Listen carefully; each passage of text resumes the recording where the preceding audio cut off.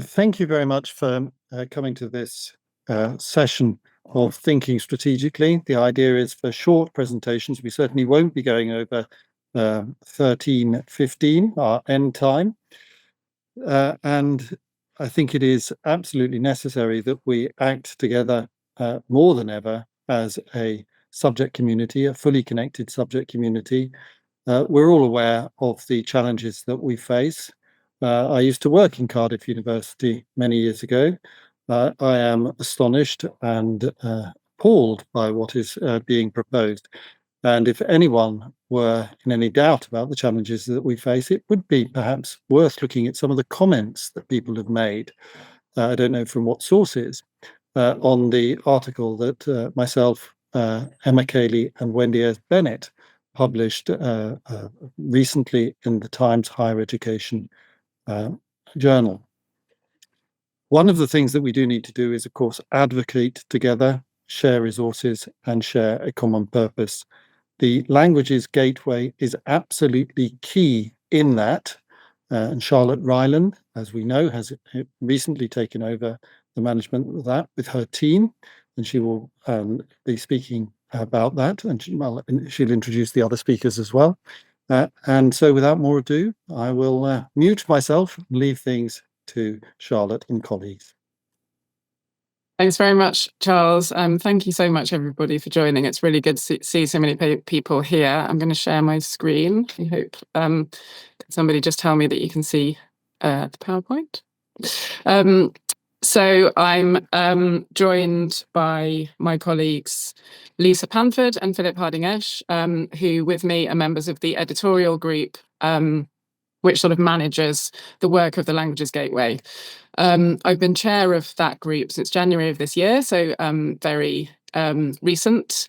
And I only joined the group last year, and the reason I joined it is because I have long been convinced by the need for better collaboration and coordination across the languages sector. And it seems to me that the Languages Gateway is the organisation that can really deliver that.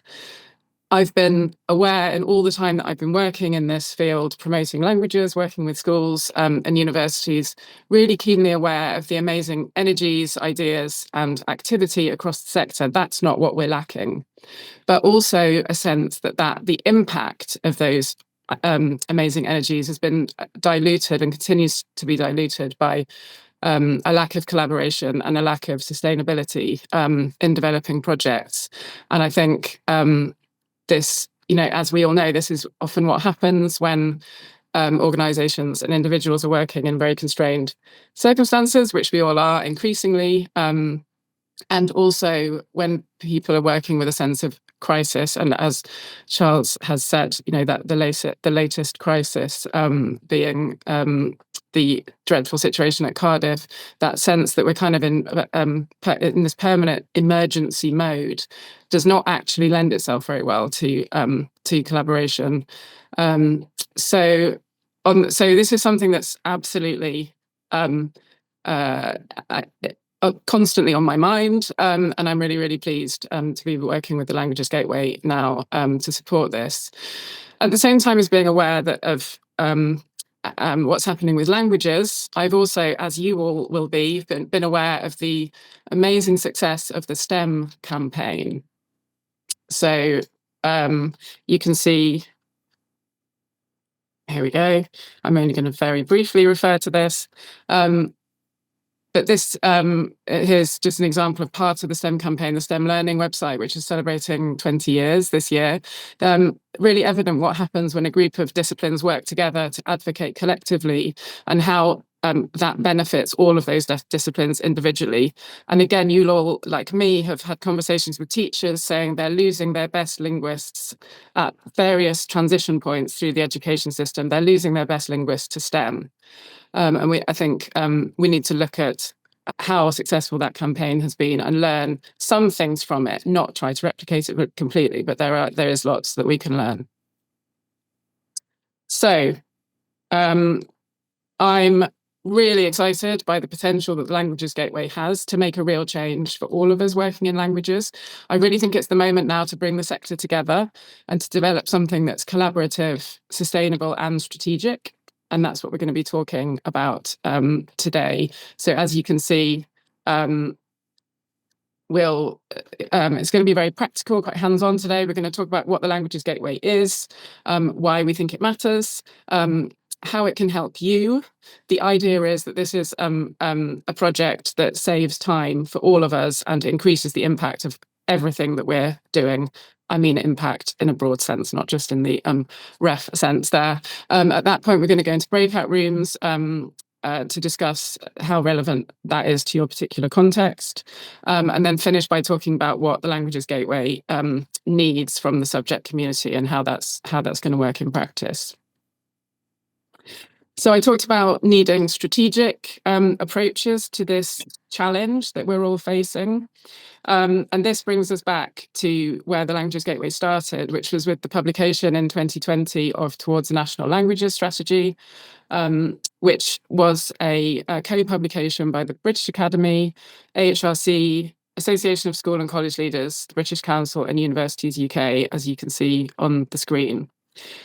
It's a really good document, and one of the key recommendations was a collaborative web-based resource which provides a single authoritative portal for languages provision. A little bit of a mouthful, but that is basically what gave rise to the Languages Gateway. So the idea that the sector needs to come together, do something in the digital space that will lend authority, cohesion, support collaboration across the sector.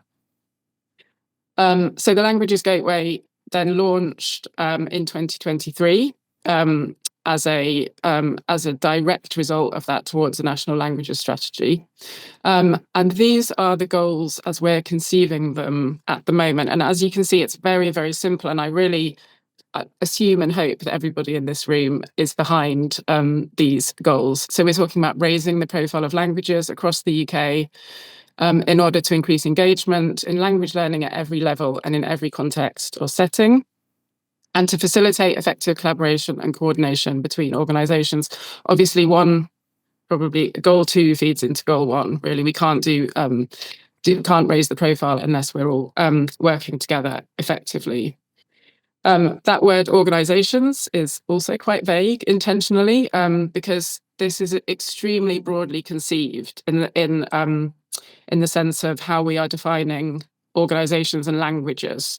So it includes universities, schools, and within schools, we've got everything from supplementary schools, Saturday schools and so on, to private language schools, charities, professional bodies, corporate bodies, subject interest groups, and the policy community. And I will definitely have forgotten some things in that list, but just to give you a sense of the broad scope of what we mean when we're talking about organisations that need to collaborate and engage with each other. So I mentioned policy organisations as one of those organisations, and I just want to speak briefly about that. Around about the time that the Languages Gateway was launched, a workshop took place in Whitehall with academics and policymakers talking about how they could collaborate more effectively. This was led by Wendy Ayres-Bennett, and it gave rise to this brilliant report by Wendy, which you can see the front page of here, and just a couple of quotes that I've lifted from there. This report makes a really clear case for the need for a platform like the Languages Gateway. And it also speaks to the work that the ILCS is doing and why we're all here at this webinar, this idea of concerted collective action, which I think is so important. So there needs to be a concerted effort across all sectors to communicate clear, simple and aligned messages about the value of languages. It's very much one of the things that the Languages Gateway is aiming to do. And then secondly, thinking about targeting messaging to different audience groups, which is absolutely essential and really difficult as well, and something that needs collaboration and as to a degree of coordination. And we'll be talking more about that as this webinar goes on. So I think one of the things that's happened is that as the Languages Gateway has found its feet and developed, there's been a developing consensus across the sector of the need for something like the Languages Gateway, and that it does stand to meet that need. In order to meet that need, it needs to be as broad as possible, and it was founded in really significant and continues to be run with major cross-sector support. So at present, the structure is that we have an editorial group and an advisory group. These are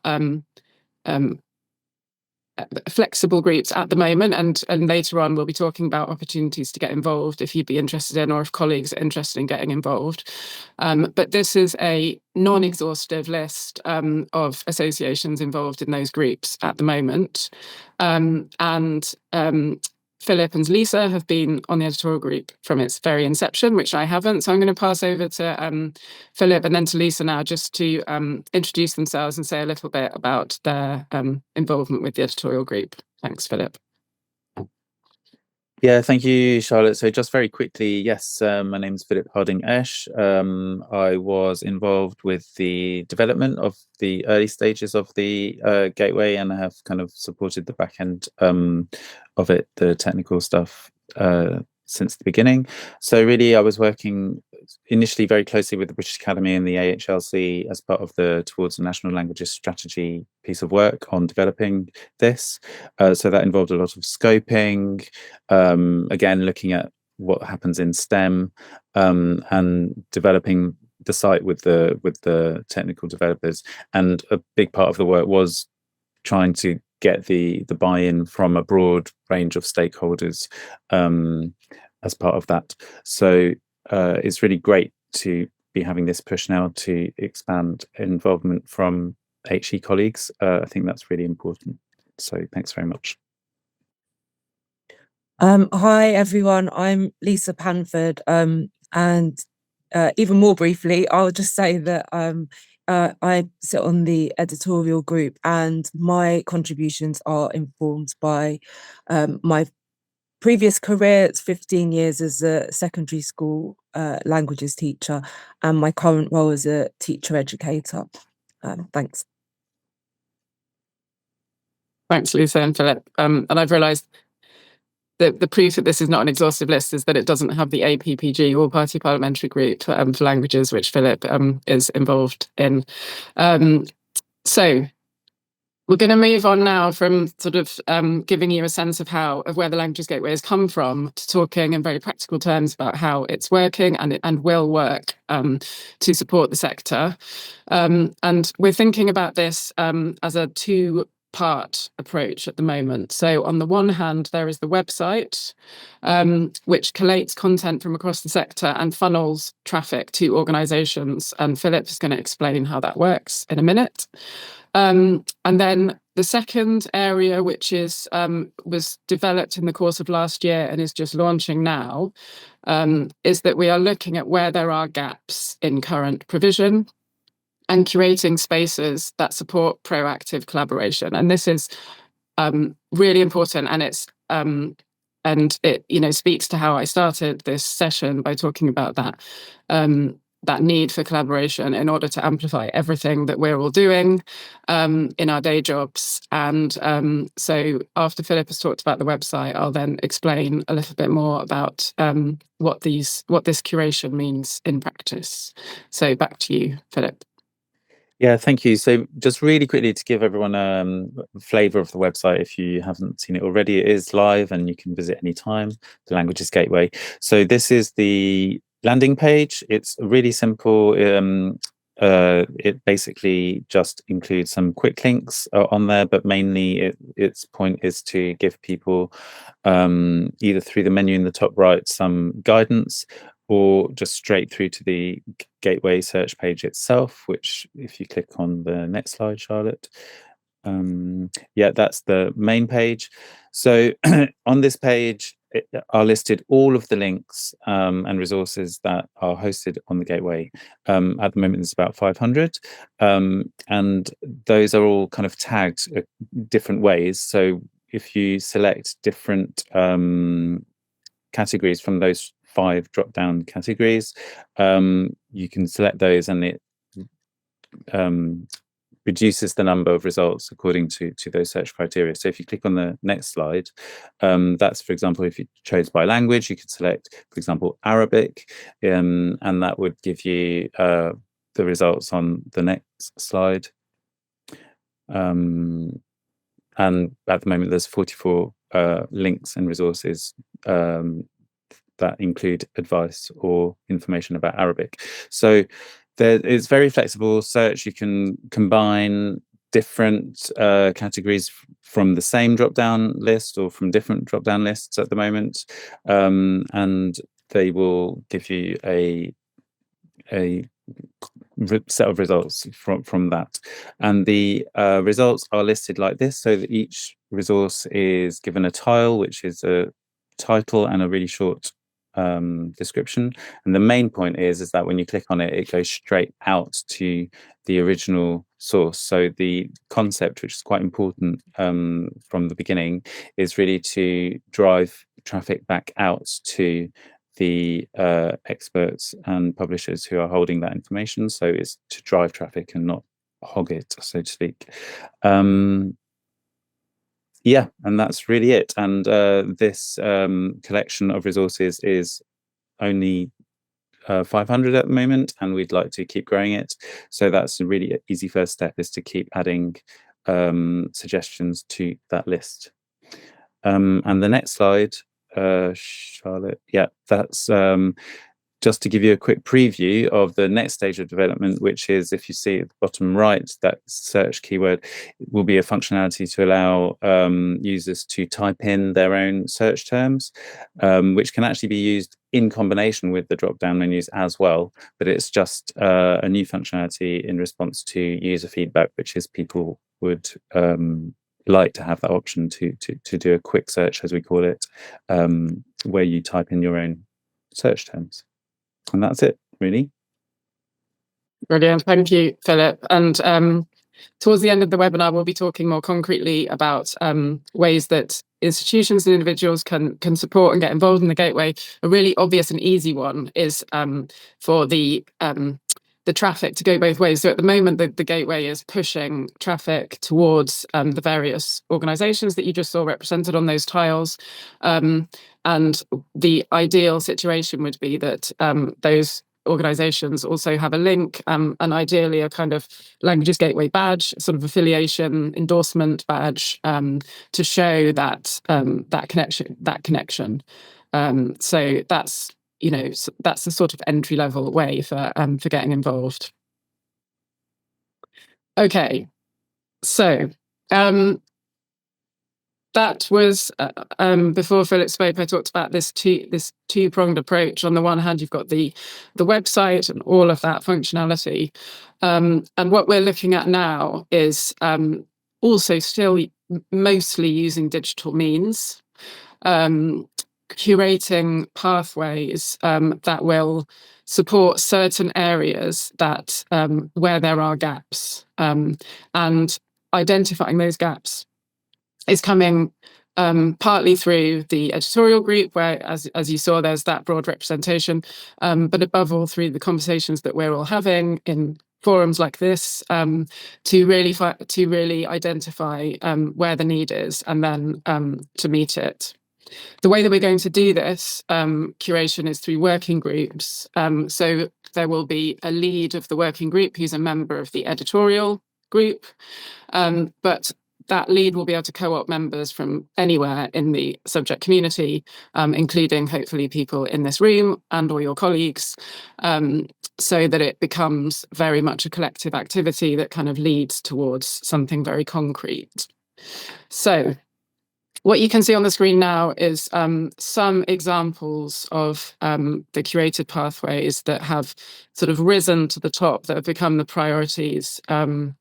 And so this is where we're starting. It's not an exhaustive list, but it's where it feels like the need is greatest, and also where it's most possible to get going on these areas. this whole project is a staged process. We're taking a very careful, phased approach, making sure we don't try to do everything all at once and then do everything less well than it needs to be done. And so you see here a few examples. I think the other thing I want to say about this slide is that none of this is new, and that is really the point. So mentoring and ambassador schemes for schools, what we're not saying is that we will develop new mentoring and ambassador schemes for schools, but that information about those schemes, which are amazing, is distributed across websites across the UK, and we also know that the need for those schemes is distributed across the UK, and we know from conversations that we have with schools that those two things are not coming together always, and that often it relies on personal contacts and teachers being very entrepreneurial and taking it upon themselves to reach out to local universities, and similarly universities reaching out to the schools in their area, but a lot is being lost in that process, and so it's about connecting the need with the content that is already there. My example for this is a conversation or an email that I had from a teacher before Christmas who was just completing her first term as head of department at a secondary school, head of languages at a secondary school, and she said the need that she'd identified was boys giving up languages much earlier than they would like them to, probably going for STEM instead, as we've discussed. And she asked me, through the project that I run here at Oxford University, she asked me if we could create some videos with students, Oxford languages students talking about, or male languages students talking about how great languages are. And while I thought that was a brilliant idea, I was also frustrated because I feel like that sort of content, A, it probably exists somewhere already, and B, if it doesn't, it definitely should. And the idea that heads of languages across the country are writing separate emails to separate people who they've met at conferences or whatever, in order to establish those connections, there's all sorts of energies being lost there. So that's the idea, is that we know where the need is, and we know where the content is, and we can connect them up. I'm going to talk a bit more about collaboration between HE institutions and policy on the next slide, so I think I'll go on to those. So obviously very relevant for this group today is this working group that we're just setting up, which is about linking up higher education institutions and their brilliant languages advocacy and outreach operations, so that we can all support each other to amplify these operations. We want to reduce wheels being reinvented, reduce duplication, and examples being supporting each other with templates for, right down to letters that you might need to send to the school might need to send if you're doing to parents if you're doing a project with schools, and at the other end perhaps templates for evaluation. And that's what I've got as my example here. So this was a recent conversation I had with a researcher who's running this amazing project with a primary school and a poet, creative multilingual poetry workshops using using university funding. And that researcher talked to me about seeing real potential in the Languages Gateway as publishing case studies that can, here I've focused in particular on the evidence base, because that was where that conversation led. And I do think that's really, really important that we all work together to collect and then share the evidence for why we do these projects and the value of them for everyone involved. But it can also, at the other end of the spectrum, that case study can include information about how you get a project like that off the ground, so that others who are interested in doing that in another part of the country are not starting with a blank piece of paper.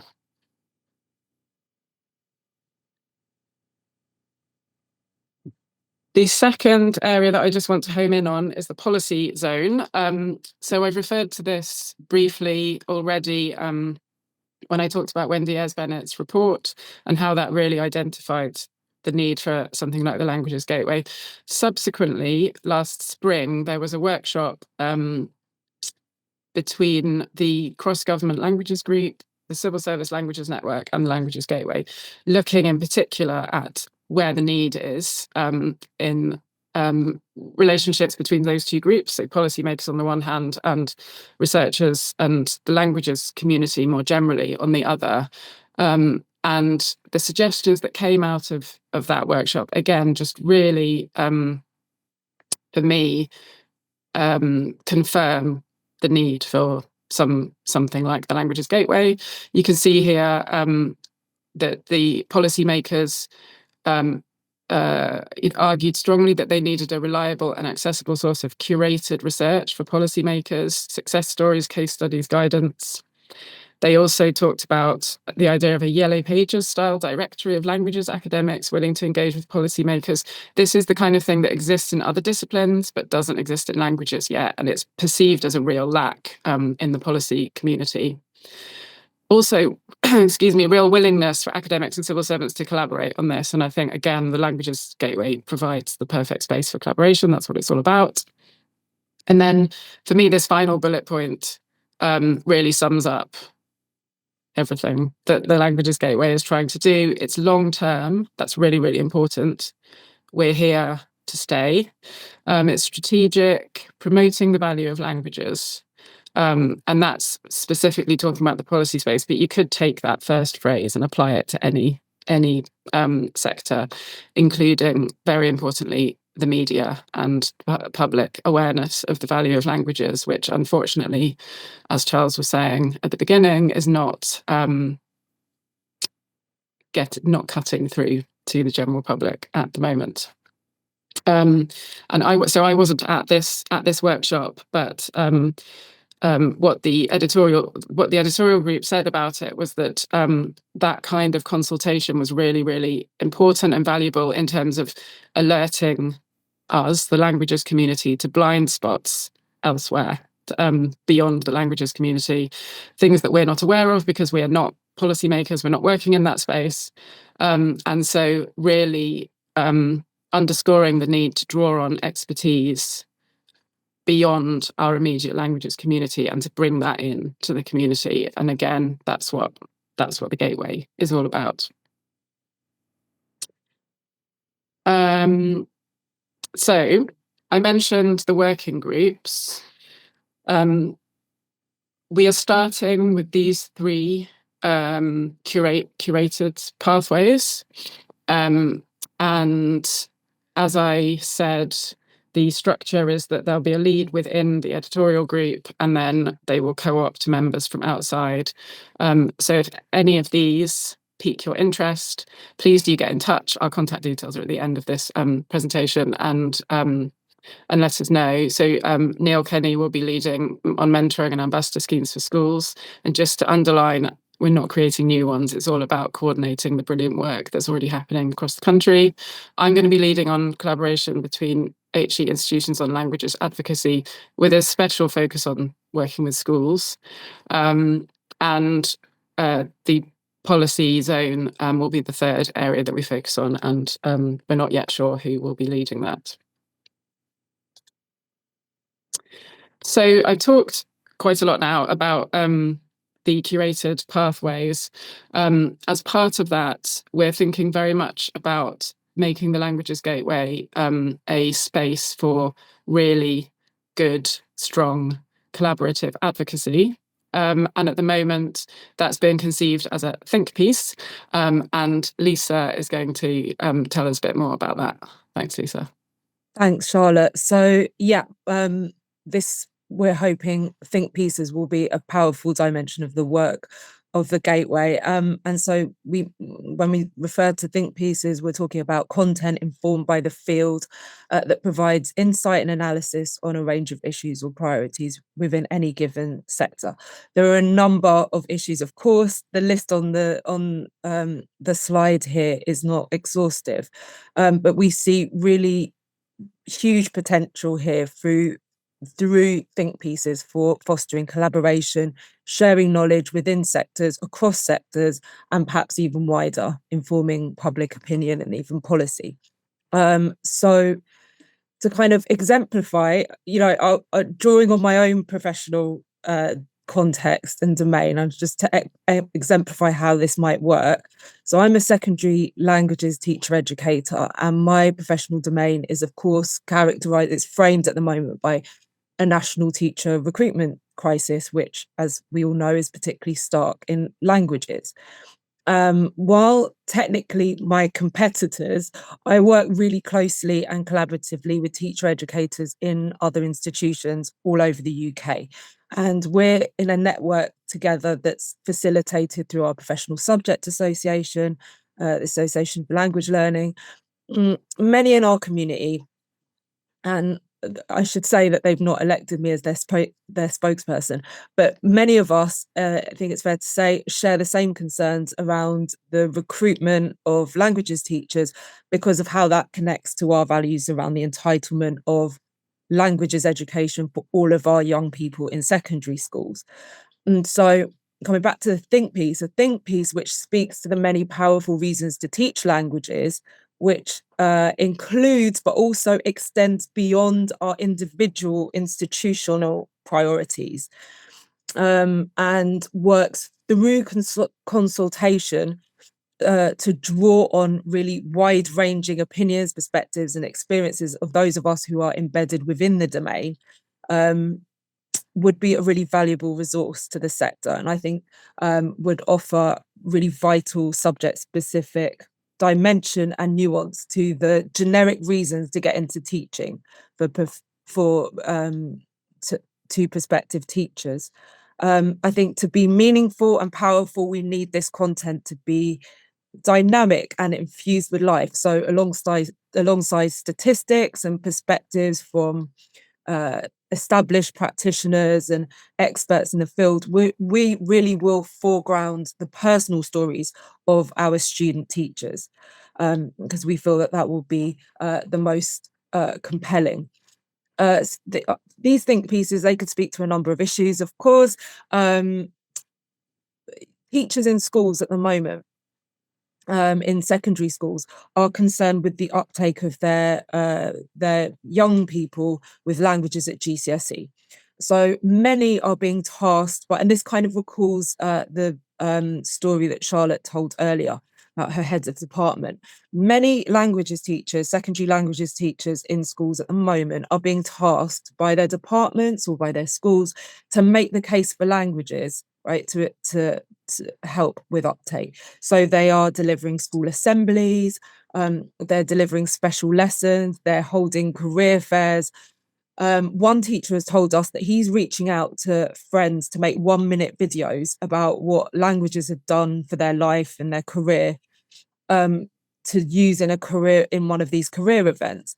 And that kind of thing is being replicated in schools by colleagues in schools up and down the country, but really could and should be readily available through the Gateway, so that no one needs to kind of search around and make their own and replicate. So in this way, the think pieces foster collaborative approaches to shared issues, and they actually are meaningful and supportive of practitioners. So in the vein of consultation and collaboration, I'll hand back to Charlotte now to think about how we in higher education can work together to advocate for languages. Thank you, Charlotte. Thanks, Lisa. And at the end, when we speak concretely about ways that you can support the Gateway, one of them is by, if you teach at higher education, getting your students involved. And student voice, as in students at higher education voice, is so important. And Lisa was talking about, the kind of dynamic nature of these think pieces and really like giving them life. And we need to be advocating for languages from people at every stage, at every kind of link in the chain.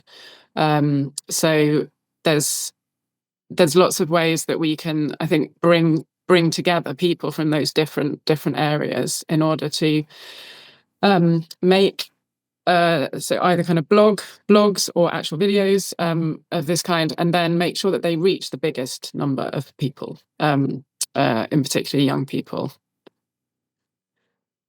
Okay. Sorry, this is quite texty, this slide, but this is leading into the breakout rooms that we're going to go into in a couple of minutes. So we're kind of getting more and more focused now. So I gave you the list of the curated pathways that we were thinking about. One of them is supporting higher education institutions to work together to advocate for languages.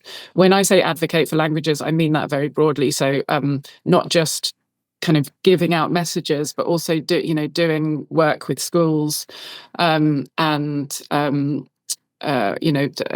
activities that might come under outreach or widening participation or community engagement. All of that belongs here. This table comes from some discussions that took place within the German context, which is where I come from originally. And we sort of broke down outreach advocacy into different categories that you can see on the left. And then through discussion, we thought about what actions might be useful, might help everybody at universities to develop their outreach and advocacy programs further in a way that actually saves people time rather than creating additional work. And that really is a central idea to all of this. If this works, then it will save all of us time and create a greater impact.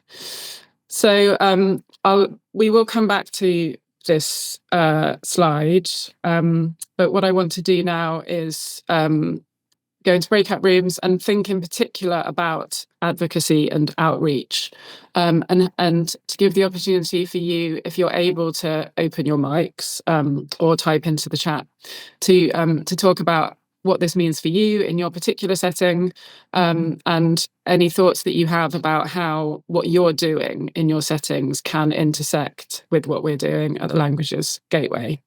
So I'm going to pop into the chat some prompts, which I hope will then go with you into the breakout rooms. And those of us from the editorial group who are here will pop into each of us will pop into a breakout room. If we're not there, because I think there are going to be more breakout rooms than us, then if you could nominate one spokesperson to just feedback after the discussion, which is going to be about 15 minutes, anything that you want to feedback, what you think the important things are that have come out of your discussion. And then when we come back together, we'll start with that feedback, and then we'll move into general Q&A, suggestions. We're really, really keen. This is all about working for the sector. We really want this to work for you. So listening to what you all have to say about how this can work in practice in your particular context. So I think it's fine to open breakout rooms. Welcome back, everybody. I think everybody's back. You probably all just interrupted in the middle of conversation. Sorry about that. We certainly were. It went very quickly, but that was a fantastically rich conversation that was happening in breakout room 5. I hope you were all having similar experiences and some really, really useful examples. Natalie, who was in my group, did you want to feedback? I can't see you right now. Can you see me? Yes. Yeah, hi. Yes, we were just talking about the challenges with regard to how do we collaborate with schools and how difficult this is becoming. and a lot of marvelous, wonderful things are happening, but they're not all in the same weight in different places in the UK. Certainly in my situation in Wales, it's a completely different thing altogether, because education is within the devolved matter for Welsh government. And at the moment, there seems to be a big drive towards what is the point of having modern languages, and doing surveys on that type of things. And I was just in the middle of saying something probably you have also said in other forums, that it's very well. We've been doing all these wonderful collaborations with schools, a lot of effort and a lot of roots into languages and all ambassadors, etc., because I was a teacher before becoming a tutor in the university. But the purpose were not achieved, because how many increase of, we used to say in schools, how many students have we actually raised the number of students in university taking up languages? Well, I'm afraid to say we haven't. So we probably need to change all these. I appreciate Gateway putting everything in one place, which is wonderful, but this is a repeat of things that probably have not led to increase in numbers of students taking up languages in universities. And maybe we need to put all our minds together to engage differently in the way that we actually increase, uptake of our customers, because at the end of the day, we don't have customers, we don't have jobs. So that's what I wanted to say. But yeah, it's not that clear. Thank you, Natalie. No, Yeah, thanks. completely agree. So that was breakout room 5. I'm going to go backwards to 4. Who would like to speak briefly for? I think that was our group. As well, a really rich and interesting conversation from colleagues across the nation. I think the overall picture was one that of colleagues experiencing cuts, whether that's losing languages over time or obviously risks to entire departments like in Cardiff. Cardiff being really interesting case study, because obviously exemplary work in terms of outreach and advocacy with the extremely successful student mentoring program, which has actually obviously informed policy across the country. They work with 80% of schools and do talks and all sorts of outreach work, and it is as well leading to increase in uptake in schools. But the message is that it's basically just not quick enough to feed into the university at this point, and I wonder if that's something other colleagues are experiencing. There was also interesting discussion about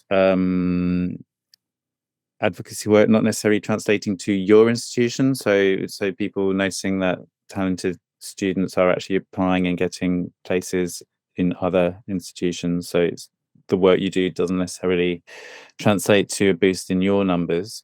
And there was also talk about the possible tension between colleagues wanting to collaborate, but that institutional level, the competition is stronger, and that institutions also want. So the collaboration questions a bit complicated. And then there were a couple of things that I would have loved to explore more, such as the idea of institutions wanting consolidation of small courses into kind of bigger groups, but I was curious as to know, what does that mean? Because if, how do you consolidate lots of disparate languages into one big course kind of thing? And also questions about universities' roles in supporting local students. What happens if you don't have that offer anymore for them? Does that mean they just don't have a local option anymore? Do they just not do it at all, or do they travel? So lots of things were covered. Brilliant. Thank you, Philip. Breakout room 3.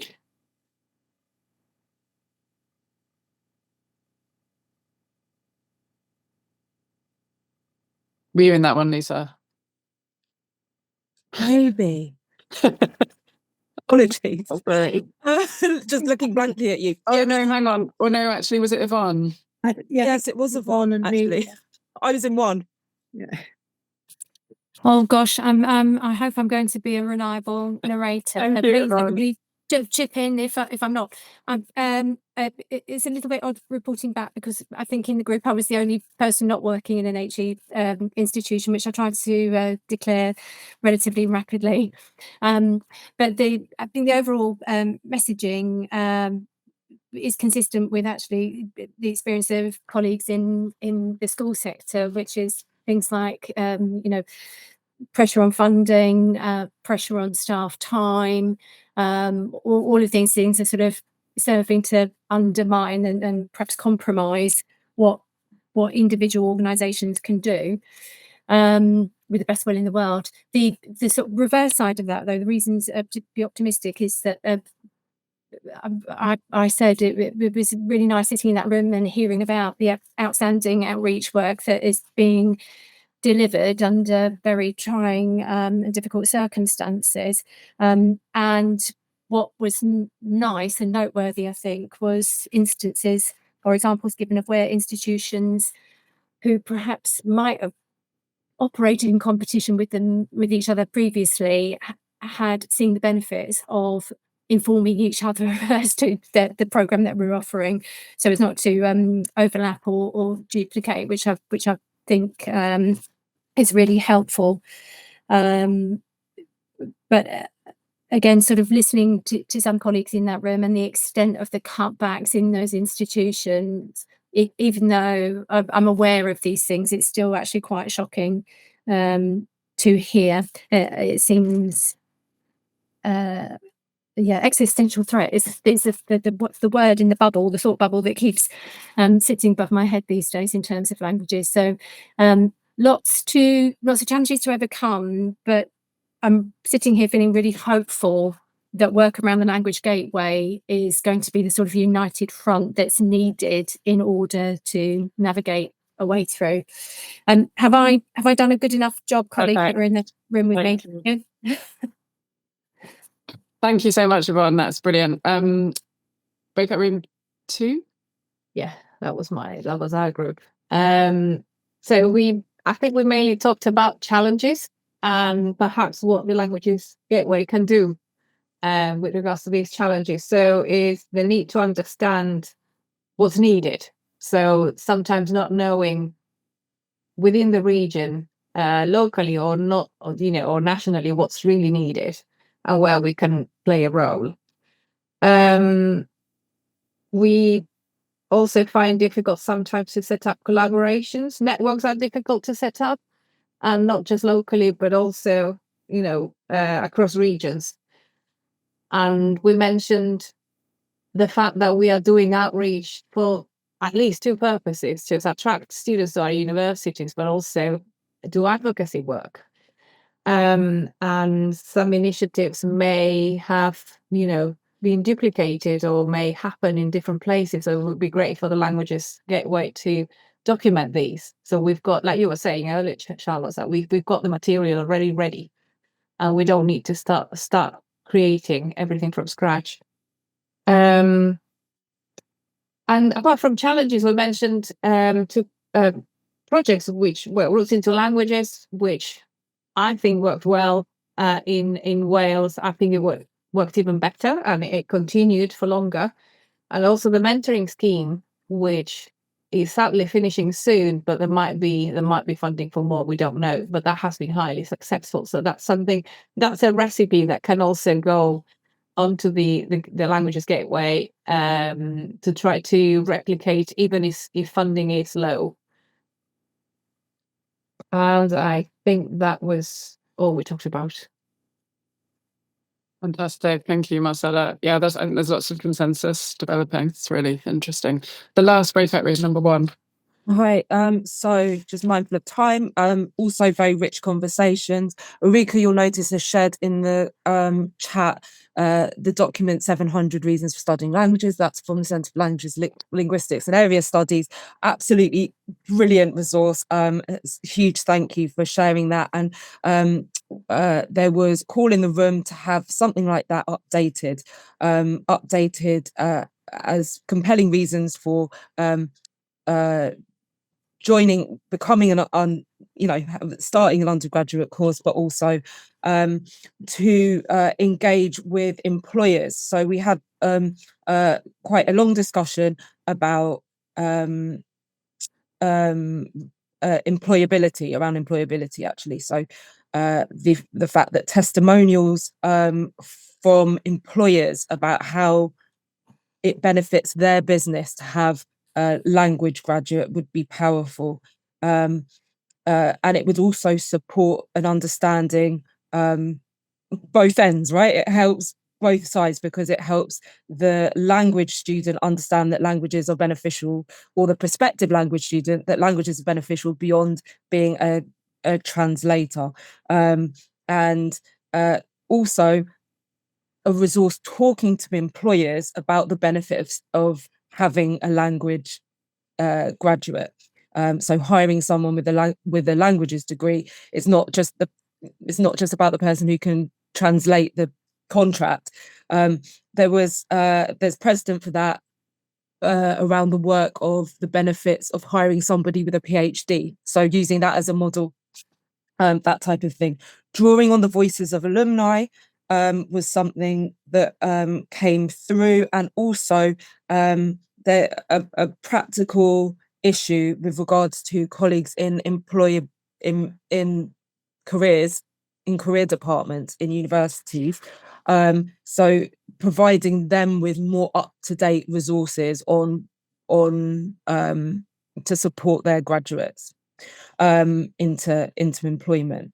So just more specific and up-to-date information. That's what was emphasized. And there's something around perspective, highlighting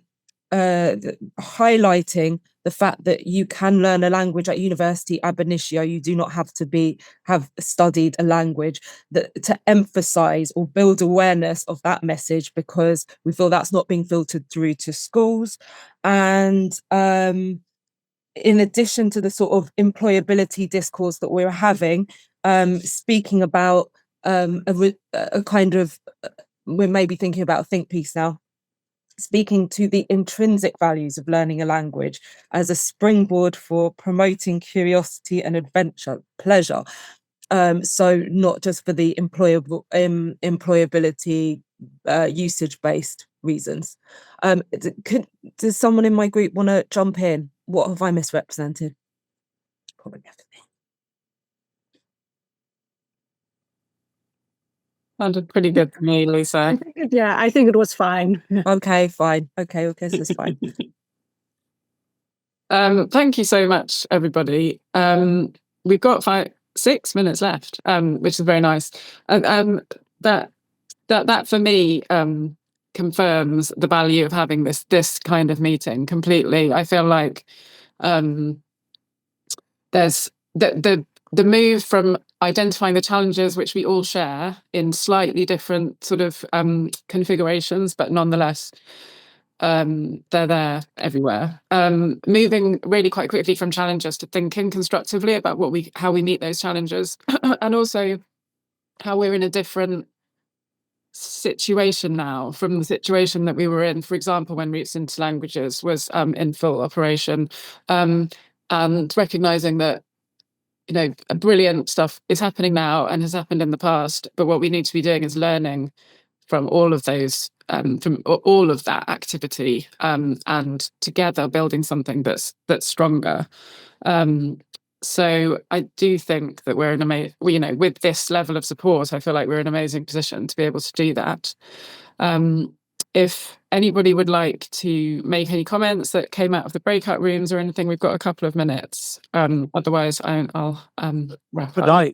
Could I support Lisa there very strongly? I think she was the only speaker who mentioned employers. I think it's absolutely vital to come off the high moral pedestal. Everyone, 41 of us today, belong to a world where we talk about, the cultural benefits and, learning French enables you to appreciate France and Racine and Spanish, Lope de Vega. No, can't we be a bit more nitty-gritty, taking Lisa's point of employers, and show children with employers speaking or opening today's newspaper job websites that someone with a language, I mean, in my day, I'm 78, 20 years ago, a girl in a girls' school becoming a secretary was on 12,000, and a bilingual secretary is on double the salary. Why can't we be a bit more mercenary and say languages are very good for your future income, right? I remember a junior officer of the RAF being promoted as soon as he got A-level Russian. You know, I mean, let's get away from this sort of the world the cultural thing, and get down to the nitty-gritty. You will earn more money. The only other thing before I shut up is a sector which might have been ignored in everything we've heard today. It's very dear to my heart because I'm in Covent Garden. Next door to me is a huge college, biggest adult college in the UK, called the City Lit. Thousands of people are learning languages in adult education, not higher education, not further education, adult education. In London, we have City Lit and Morley. But in every part of the country, I believe people who gave up languages are returning to adult evening classes for holiday Spanish or for, I don't know, all kinds of Arabic, whatever. Can we include the sector of adult education, please? I don't think it's been mentioned today at all. Thank you, Anthony. I completely agree, especially about that idea about showing young people the richness, the rich, the financial richness, not the cultural richness, including more money. Exactly. More money. Be mercenary. More money. You will earn more money, not cultural richness. It's a really important part of the story. And more money. Corporations absolutely have to be part of and are part of the work that we're doing at the Languages Gateway. Yeah. Okay, I think with 1 minute to go, I'm just going to point out to these ways, very concrete ways that you can get involved. I feel like the conversation has almost gone beyond this, and you're all already thinking really concretely. But this is our suggestions, and we'll be in touch afterwards. That's my email address, which is the best way to get in touch with the Languages Gateway if you would like to get involved, if you want to feedback on anything that you've heard today or anything you didn't get the chance to say. And the final slide is just, again, my email, and then 2 ways to contribute content to the website or to find out more about the website and how that side of things work, which is Philip, or the contact form on the website. But I will stop talking now. Thank you so much, everybody. It's been enormously rich discussion, really, really constructive. And thank you very much, Charles and Marcella, for inviting us to take part in the Thinking Strategically series. Thank you. Thank you. And just lastly to add that we will be using this forum as regular updates and thinking about the progress of the Language Gateway. It will only be a success if we all lean into it.